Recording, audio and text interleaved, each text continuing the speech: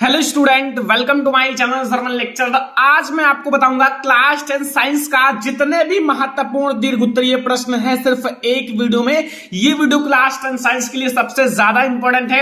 अगर आप 2022 board exam में पेपर देने वाले हो तो ये वीडियो आप जरूर देखो। 2022 बोर्ड एग्जाम में 100% पक्का यहां से प्रश्न आएंगे। बहुत सारे क्वेश्चन आपके बोर्ड एग्जाम में आएगा। ये आपका टारगेट 90+ है। मैं आप लोगों को बहुत अच्छे से पढ़ाने वाला हूं। जितने भी महत्वपूर्ण साइंस के दीर्घ उत्तरीय प्रश्न हैं सारे मैं आपको बताने वाला हूं। आप लोग कॉपी पेन लेकर बैठो और सारे क्वेश्चंस नोट कर लेना, याद कर लेना जितना मैं आप लोगों के साथ बताने वाला हूं। ओके, वीडियो को लास्ट तक देखना, वीडियो को लाइक कर देना, अगर आप चैनल पर नए हो तो सब्सक्राइब कर लेना। ओके, पहला प्रश्न आप लोग देखो। ये पहला प्रश्न देखो, पहला प्रश्न आपको तैयार ही कर लेना है। ये बोर्ड एग्जाम के लिए सबसे ज्यादा इंपॉर्टेंट है। अगर आप ये क्वेश्चन नहीं जानते हो तो मैंने ऑलरेडी पढ़ा दिया है, देख सकते हो। लिखा हुआ रासायनिक अभिक्रिया किसे कहते हैं? जो रासायनिक अभिक्रिया होता है वो क्या होता है? सबसे पहले आपको रासायनिक अभिक्रिया का डिफिनेशन लिखना है, परिभाषा लिखना है। फिर आपको लिखना है ये कितने प्रकार की होती हैं। प्रत्येक को उदाहरण देकर समझाइए। सभी को आपको उदाहरण देकर समझाना है। जैसे आपके संयोजन अभिक्रिया, वियोजन अभिक्रिया, द्विविस्थापन अभिक्रिया, विस्थापन अभिक्रिया एंड आपके जैसे बहुत सारी अभिक्रियाएं हैं, तो ये आपको लिखना है। अगर आप लिख दोगे तो आपको फुल मार्क दिया जाएगा। दीर्घ उत्तरीय प्रश्न में आपका पूरा मार्क मिल जाएगा, एक भी नंबर आपका नहीं कटेगा। तो ये हमारा पहला सबसे महत्वपूर्ण प्रश्न है क्लास 10 साइंस का दीर्घ उत्तरीय प्रश्न। तो ये क्वेश्चन आप लोग जरूर तैयार करके बोर्ड एग्जाम में जाना। फिर हम लोग देखेंगे अगला क्वेश्चन। देखो, मैं आपको ये बताना चाहता हूं कि ये क्वेश्चन आप जरूर बोर्ड एग्जाम में दीर्घ उत्तरीय में तैयार करके जाना। आप इसका नोट्स बना लो और इसको आप लोग सॉल्व करो। कोई भी क्वेश्चन फंसता है तो आप कमेंट कर देना, मैं आप लोगों को इसका आंसर जरूर बताऊंगा और मैं आप लोगों के लिए वीडियो बनाऊंगा। ठीक है, ये आप लोग सबसे पहले क्वेश्चन देखो कौन कौन सा हमें तैयार करना है, कि आपको पता रहे कि ये बहुत ज्यादा इंपॉर्टेंट है। लिखा हुआ है व्यंजक चूर्ण, जिसे हम लोग ब्लीचिंग पाउडर कहते हैं, का रासायनिक नाम, अणुसूत्र तथा उपयोग लिखिए। जैसे आपको रासायनिक नाम, अणुसूत्र बनाने की विधि, भौतिक गुण, रासायनिक गुण, ये सारे लिखने होते हैं अगर आपके दीर्घ उत्तरीय प्रश्न में आता है।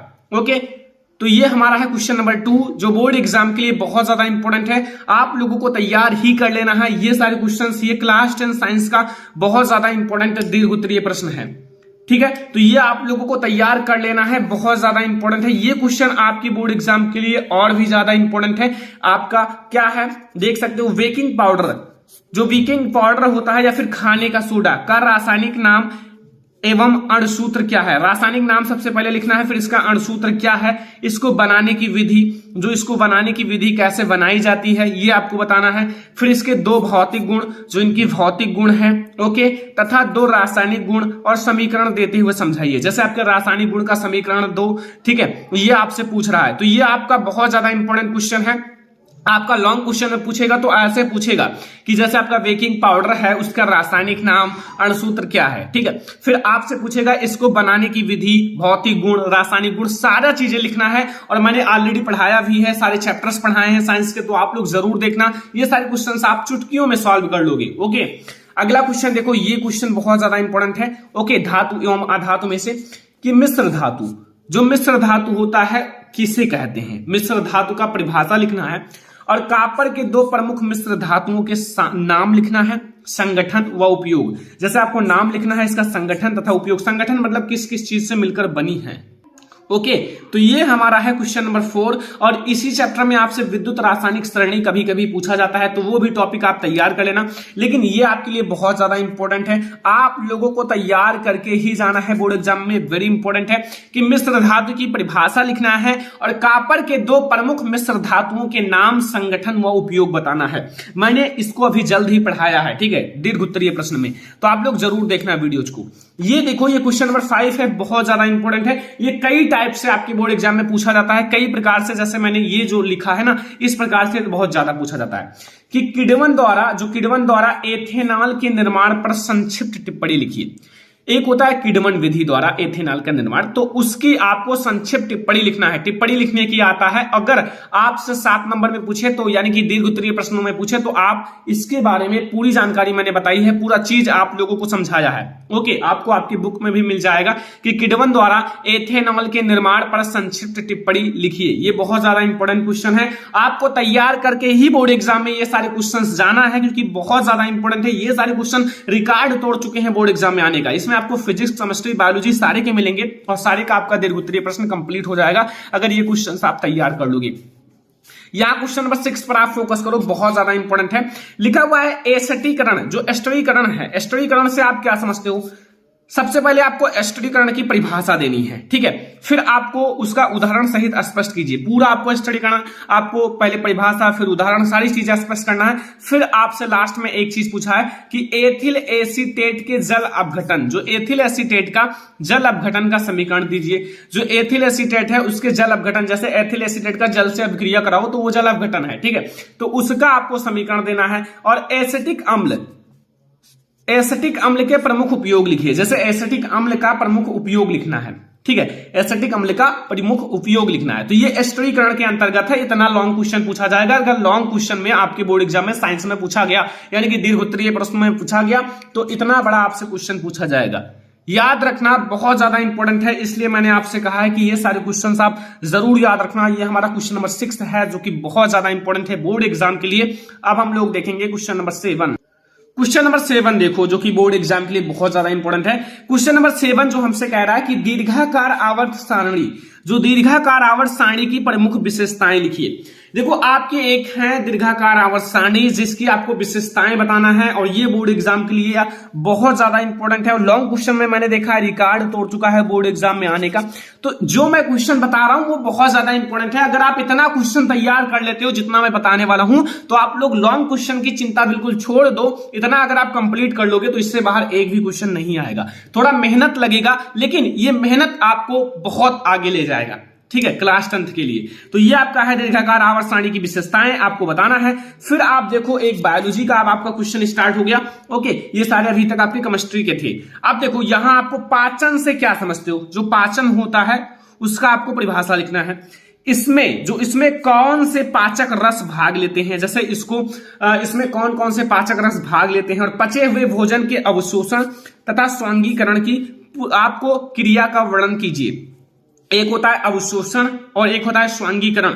इन सारी चीजों का आपको वर्णन करना है आपको पाचन के अंतर्गत, ठीक है। तो ये हमारा है क्वेश्चन नंबर 8, जो कि आप लोगों को पढ़ के ही जाना है, तैयार करके जाना है, क्योंकि बोर्ड एग्जाम के लिए ये पाचन तंत्र आपके बोर्ड एग्जाम के लिए लॉन्ग क्वेश्चन के लिए सबसे ज्यादा इंपॉर्टेंट है। बायोलॉजी में मैंने देखा है हर साल पूछा जाता है, और ये क्वेश्चन आपकी बहुत ज्यादा इंपॉर्टेंट है। ओके, फिर यहां देखो आपका क्वेश्चन नंबर 9 है कि उत्सर्जन से आप क्या समझते हो? जो उत्सर्जन होता है, उत्सर्जन का नाम आपने सुना होगा, ठीक है, पढ़ा भी होगा जैव प्रक्रम में, लाइफ प्रोसेस चैप्टर में।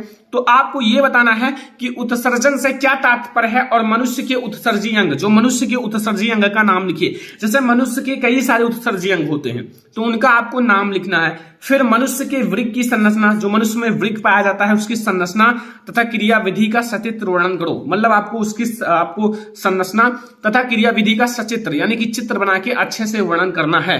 ये क्वेश्चन इतना ज्यादा इंपॉर्टेंट है कि बोर्ड एग्जाम में रिकॉर्ड तोड़ चुका है आने का बायोलॉजी में। तो ये सारे क्वेश्चंस मैंने जो बहुत ज्यादा इंपॉर्टेंट है वही मैं आप लोगों को बता रहा हूं भाई, कि आप लोग इसे तैयार करके ही जाना। अगर इसे आप मिस करोगे तो फिर समझ लो आपका लॉन्ग क्वेश्चन छूट सकता है। ओके, और मैं आप लोगों को उतना ही बताऊंगा जितना आप याद कर सकते हो।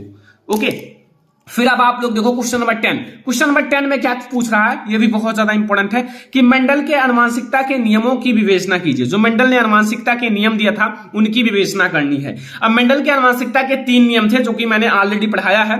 प्रभाविता का नियम, पृथक्करण का नियम, स्वतंत्र अभिगमन का नियम। ये तीनों नियम मैंने पहले ही पढ़ा दिया है कि आप लोगों का कोई भी कंफ्यूजन ना रहे। ओके, तो ये सारे नियम आप देखकर अपना ये क्वेश्चन कंप्लीट कर सकते हो। अगर ये क्वेश्चन कंप्लीट हो गया तो हो सकता है कि बोर्ड एग्जाम में ये क्वेश्चन आपको जरूर देखने को मिले, क्योंकि मेंडल में चैप्टर में ये सबसे ज्यादा इंपॉर्टेंट क्वेश्चन है।